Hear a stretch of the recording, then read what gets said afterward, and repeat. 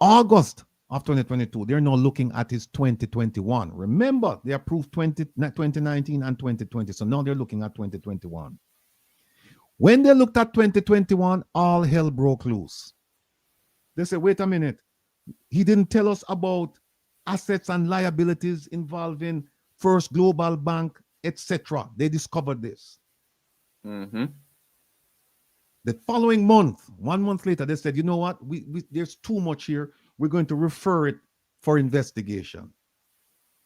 And they did.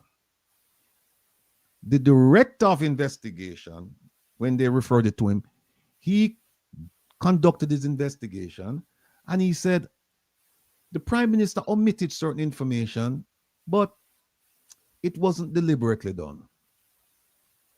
We don't know how he arrived at that conclusion, but he said it wasn't deliberately done. So don't charge him with anything. Just have him respond and just give you the information that you need. So they went to the prime minister after that and they said, you need to amend your 2021 statutory declaration because there's information missing. We believe that you should be charged, but the director of investigation says that you just need to fill in the blanks. Give us the information. In February of 2023, the Integrity Commission examined the Prime Minister's 2021 statutory declaration. And they found issues with investments, assets. They found issues with Imperium, the company formed in 2020. They found issues with ADMAT, the company formed in St Lucie. They identified all of those issues. That's February 2023. In April 2023, a decision was made to refer the Prime Minister to the Director of Investigation or his component for an investigation related to source of funds and violation of the Corruption Prevention Act, illicit enrichment. They went through everything and they said, look, this man appears to be guilty as sin. So we're going to move this we're going to move his submissions on and have the director look into this because there are things here that we see that that they don't add up. That was April of 2023. In May of 2023, the matters were then referred to the Director of Investigation. And they gave the Prime Minister numerous opportunities to amend his statutory declaration. Prime Minister did not. Did not. And you know why? Because the Prime Minister realized that they're not looking at my 2021 only.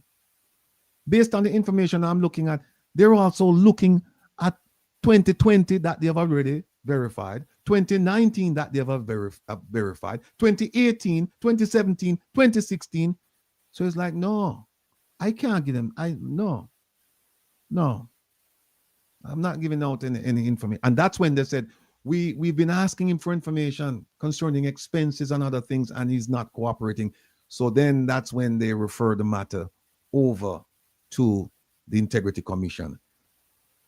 But what happened is that they didn't have to, because, and Kevin is not here right now, because I would show you a section in the Integrity Commission Act that said that they could have gone to court and compelled him to give that information. Now think about it, people. If the Integrity Commission went to court to say, Judge, we need an order, and by the way, the Prime Minister would not be present when they, when they go before the court for this order. Think about it. They get an order compelling the Prime Minister to give them certain information. The Prime Minister has two choices. One, give the information. But he's not going to give the information because he knows they're looking at him beyond 2021. So he's not going to give him the information. Two, he's going to challenge the order and think about how that would look in the public. That, wait a minute, you established this anti-corruption agency and they're looking at you.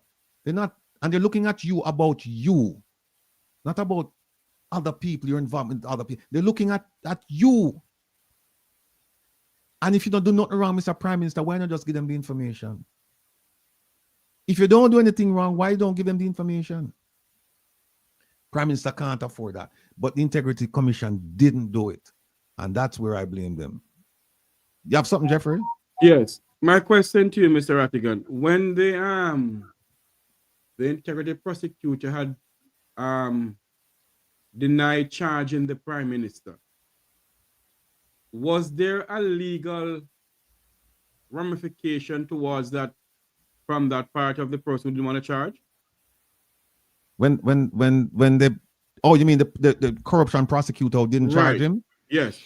I guess people could raise the issue. People could raise it, but nobody did. Because in Jamaica, people just don't, it's 9-day wonder and people just don't raise the issues. But somebody could have raised it, and I mean, somebody could have, because looking at the evidence on the four accounts that he didn't rip, and there are more. Mm-hmm. There are many more accounts. But we're only finding out those things now through this affidavit, because when you read the report that was tabled in Parliament, a lot of the things that you see here, they're not in that report. For example, the report that was tabled in Parliament, there is not one mention of the Prime Minister's involvement in any type of business with his wife. Not one. But when you read this report, there's several instances. Where she's all over it. Well, yes, several instances where he made her a director, where he loaned her money. Courtesy of several Beresford. instances. Yes. But I don't have me. So on the bear with me, because I went through. This was my first stab at this document. The second stab, which I did yesterday and the day before, I don't have it. I thought I sent it to Kevin, but we're just going to go through this. We went through some of this last week, right? Now, remember I told you that they asked the Prime Minister for information from 1998 to 2016. The Prime Minister said, I'm going to do one better than one. I'm going to give it until 2018. I'm going to give you that. And I'm going to give you a bunch of information about my financial life, right? And here is what he gave them. He gave them a financial journal, 36 pages. Only going to find that quite interesting. Him talk to them about this company called Sunshine Mobile Company. Him talk to them about this company called Delido Taxi Service. Him talked about them about this loan company here, Omega Bridge Finance. And there are other documents. Now, here are the findings. Hold on, Mr. Rattigan. At that time, the Prime Minister was sitting in Parliament, eh? Yeah, he was in Parliament. All of this, he was in Parliament. So okay. Some of this started, I think, like just before he got in Parliament, but they overlap. But all of these things that you see here happened when he was in Parliament, because if he's not in if this happened before Parliament, he's not required to submit this to them. Right. And at that time, he was a member of Parliament. He was, the Minister of Government. Yes, he was opposition spokesperson for quite a while. Yes. At some point, he became minister, and some of this happened when he became Prime Minister. All right. Some of it. Remember, going to say, my question to you though tonight is this: if he was a member of Parliament when all of this was going on, by law, he's supposed to hand in his statutory declaration to them. Of course, and don't forget, in 2020, he asked for the training and he received the training. And remember when I started out the program, I showed you what he was required to do when he came in Parliament in 1998. Right. Right? So he came in subject to those rules. And he didn't comply with some of those rules. And then now we see him as Prime Minister, and we see and then he got training. All right, drift away from Jamaica for a bit, Mr. Rattigan. You're a legal luminary. If this was in the United States of America, and he was a congressman or a senator, will he be still sitting as congressman or senator? The tradition, the convention over here is when something like this happens, the congressperson would resign and say that they're going to spend time with their family. That's the tradition. When you have a scandal like this, they would leave.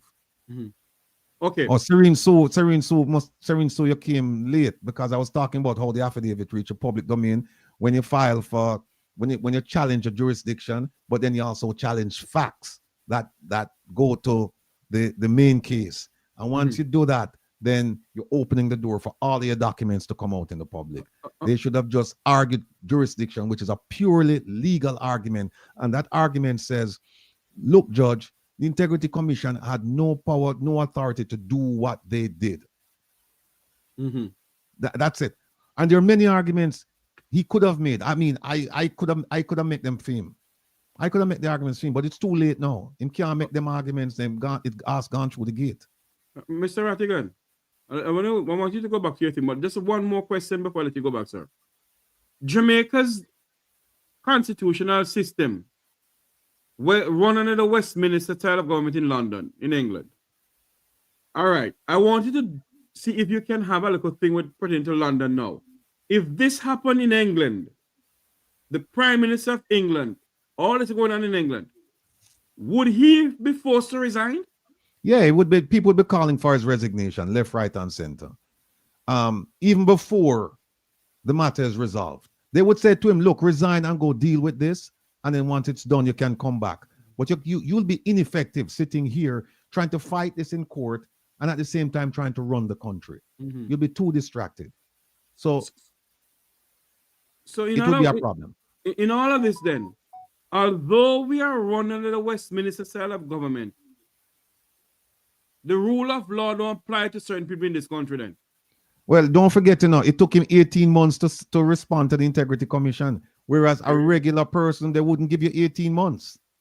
They wouldn't give you 18 months. It took him 18 months to respond to questions that they asked him. All right. Now, go ahead, sir. Look at that right there. The 36-page financial journal, this 36-page, the one that he gave. Remember, he gave them several things, right? He gave them this. Come on. He gave them all of this. So the financial journal is one. Then they gave them stuff about Sunshine Mobile Company, the Leader Taxi Service, Omega Bridge, and then some documents. Now look at what they said about the journal, the 36-page journal. They said his explanations disclose multiple businesses and accompanying investments, assets, and income, which were not previously declared. Were not declared. And you heard what the lady said about not declaring the penalties associated with not declaring the assets, the liabilities, the income, all of that information on your statutory declaration. And the Prime Minister did that for a number of years.